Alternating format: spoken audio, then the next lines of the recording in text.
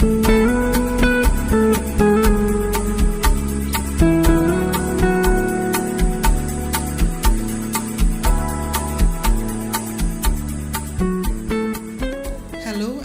to this public awareness campaign brought to you by Rijkdienst, Caribisch, Nederland.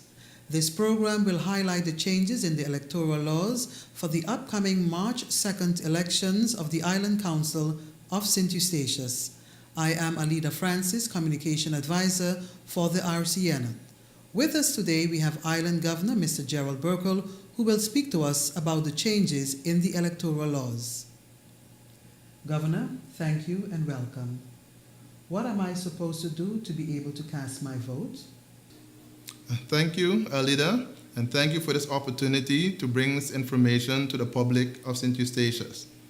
To be eligible to vote on St. Eustatius, voters must be registered within the voters' registry. This registry is derived from the administration of the civil registry itself. A voter should be 18 years or older and should have the Dutch nationality and be residing on Statia. What should I carry with me in order to be able to vote? To vote on St. Eustatius, you need a voting pass and a legally recognized identification. This can be your passport, your new ID card, or a valid driver's license. In addition, it's important to note that you must vote at the voting bureau, which will be at the public library. Voting hours will start at 7:30 a.m. until 9 p.m. In addition, it's important to remember that the elections will take place on Wednesday, the 2nd of March, and not on Friday, as we have been accustomed to in the past. Governor, what is a voting pass? A voting pass is your proof of admissions to the elections. You cannot vote without it. It should be viewed as an invitation to take part in the electoral process. This document has a unique number and special security features that makes it unique.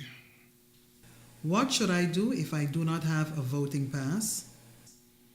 If you do not have a voting pass, if it was not received, misplaced, or destroyed, you must request a replacement at the census office. This, however, must be done no later than Monday, the 16th of February, 2011. What should I do if I cannot go to the voting bureau to vote? If you cannot go to the voting bureau on election day, then you can vote by proxy. There are two forms of proxy available, the written proxy and the private proxy. The written proxy can be obtained by collecting a form at the census office, which must be signed by the proxy giver and the person receiving the proxy on your behalf. A proxy can be used if you do not have a valid ID, if you have not received your voting pass, or if your current ID has been expired for more than 5 years. Can you tell us more about the second form of proxy voting? The second form of proxy voting is the private proxy. The private proxy can be done by completing the form at the back of your voting pass. This can be done once you have received your voting pass and are unable to cast your vote on March 2nd. It's important to note as well that proxies can only be given to eligible voters. Another important point is that misuse of the proxies will be prosecuted by law. Who can I vote on? You can cast your vote on any of the candidates on any of the political lists.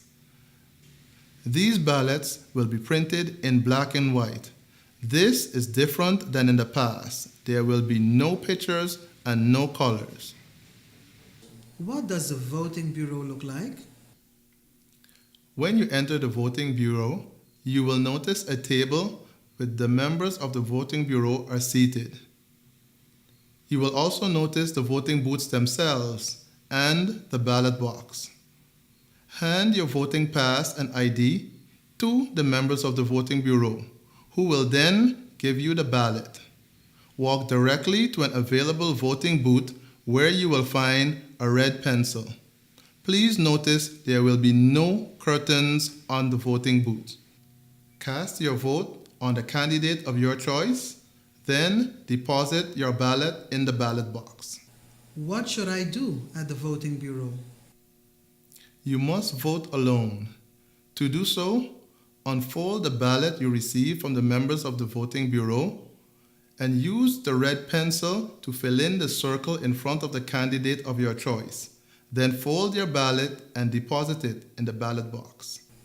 When will my vote be considered invalid? Your vote will be considered invalid if you make any other markings besides filling in the circle in front of the candidate of your choice. What can I do if I make a mistake on my ballot sheet? If you made a mistake, you can request an additional ballot from the members of the voting bureau. Remember, this can only be done once. Can I cast a blank vote? You can cast a blank vote. You do so by not making any markings on the ballot. The ballot should remain completely blank. Remember, if you make any markings of any kind, this ballot will be considered invalid, not a blank vote. What happens with my vote? On March 2nd, we elect the members of the Island Council. Your vote, together with other valid votes, will elect our next Island Council. These members will govern our island for the next 4 years. By casting your vote, you take part in an important democratic process that will determine our island's future. Governor, thank you. It was a pleasure having you. Thank you, Alida, and thank you to the public for watching this informative program. It is your democratic right and obligation to cast your vote in the elections of March 2nd, 2011. With your vote, you will influence the decision-making of our public entity for the coming 4 years. I thank you all.